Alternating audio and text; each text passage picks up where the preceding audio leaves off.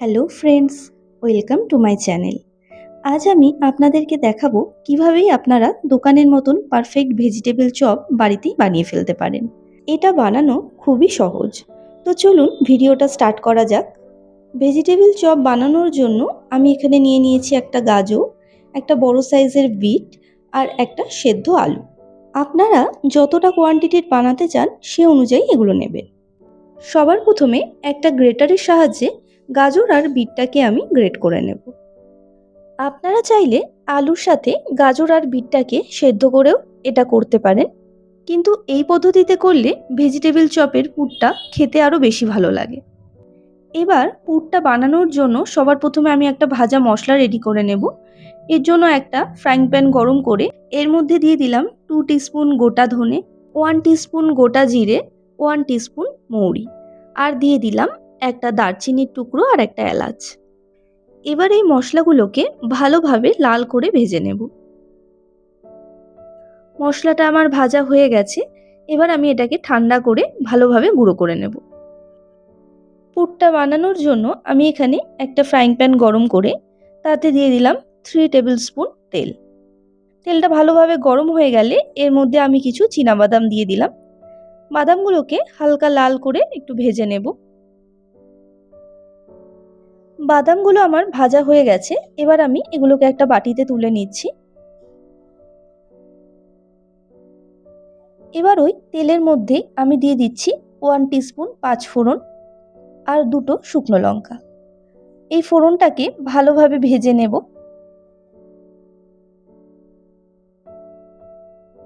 এবার আমি এর মধ্যে আগে থেকে গ্রেট করে রাখা গাজর আর বিটটা দিয়ে দিলাম।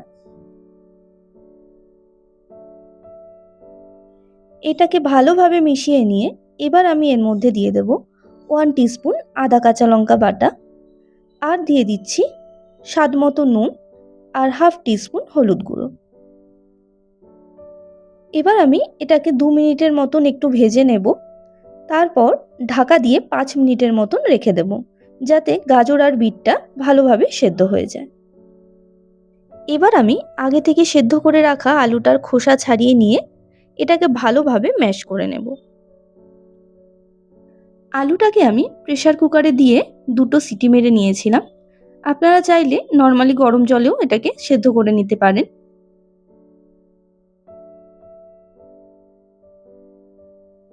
এদিকে গাজর আর বিটটাও আমার খুব ভালোভাবে সেদ্ধ হয়ে গেছে।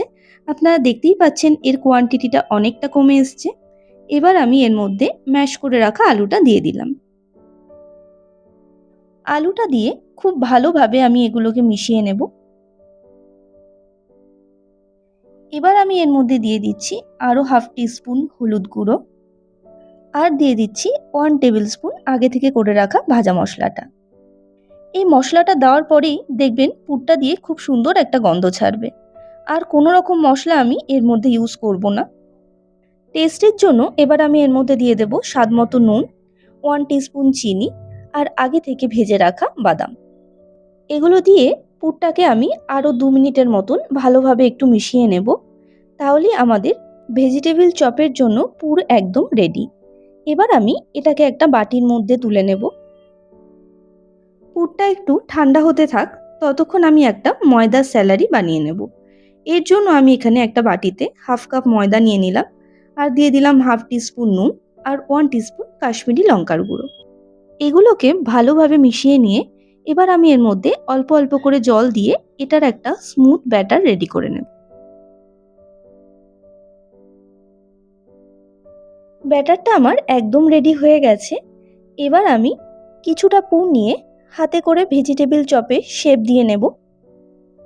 আপনারা আপনাদের পছন্দ মতো যে কোনো শেপ দিয়ে নিতে পারেন। এবার আমি এটাকে সবার প্রথমে স্যালারির মধ্যে কোট করব। এবার আমি এটাকে তুলে ব্রেড ক্রাম্বসের মধ্যে দিয়ে দেব। তারপর ব্রেড ক্রাম্বসের মধ্যে ভালোভাবে কোট করে নেব। আমি যেহেতু এটাকে ডবল কাটিং করব, এই জন্য আবার আমি ওই ময়দার ব্যাটারে এটাকে চুবিয়ে দিলাম। এটাকে আবার তুলে নিয়ে আমি ব্রেড ক্রাম্বসের মধ্যে দিয়ে দিচ্ছি। ব্রেড ক্রাম্বস দিয়ে ভালোভাবে এটাকে কোট করে নেব। আপনারা চাইলে সিঙ্গেল কোটিংও করতে পারেন, কিন্তু ডাবল কোটিং করার ফলে এটা খুবই ক্রিস্পি হয় খেতে। ভেজিটেবিল চপগুলো আমার রেডি হয়ে গেছে। এবার আমি এগুলোকে ভেজে নেব। এর জন্য আমি একটা কড়াইতে খুব ভালোভাবে তেল গরম করে নিয়েছি। এবার আমি একে একে ভেজিটেবিল চপগুলোকে এর মধ্যে দিয়ে দেব। প্রথমে আমি তেলটাকে হাই ফ্লেমে গরম করে নিয়েছিলাম। তারপর চপগুলোকে দিয়ে গ্যাসের ফ্লেমটাকে আমি মিডিয়াম টু লোতে রেখেছি। চপগুলোকে আমি উল্টে পাল্টে ভালোভাবে লাল করে ভেজে নেব। যখন দেখবেন তেলের মধ্যে থেকে এই বাবলসগুলো কমে আসছে, তখনই বুঝতে হবে ভেজিটেবিল চপগুলো আমাদের একদম রেডি। এবার আমি এগুলোকে তুলে নিয়ে গরম গরম সার্ভ করব। এই রেসিপিটা আপনাদের কেমন লাগলো তা আপনারা অবশ্যই আমাকে কমেন্ট করে জানাবেন। যদি ভালো লাগে তাহলে ভিডিওটা লাইক করে চ্যানেলটাকে সাবস্ক্রাইব করে দেবেন। আবার চলে আসবো নতুন কোনো রেসিপি নিয়ে।